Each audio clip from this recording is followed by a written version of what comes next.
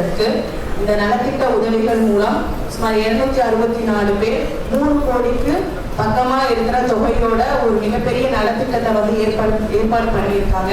இதனால பயனடைகிற மக்கள் சிலரா இருந்தாலும் இதோட பயன் ஒரு பெரிய வகையில் இருக்கும். 2,97,00,000 கிட்டத்தட்ட 3 கோடி அளவிற்கு நலத்திட்ட உதவிகள் இன்று வழங்கப்பட உள்ளன. இது சகோதரி அமைச்சர் சொல்ற மாதிரி இது ஆரம்பம் தான். குறைந்த நாட்களில் பிளான் பண்ணதுனால இந்த அளவுக்கு தான் பண்ண முடிஞ்சது. வரும் நாட்களில் திரும்பவும் யார் யார் பயனாளிகள்லாம் விடுபட்டு போயிருக்காங்களோ அவங்களையும் நமக்கு அரசின் எந்தெந்த துறை நலத்திட்டம் அவங்களுக்கு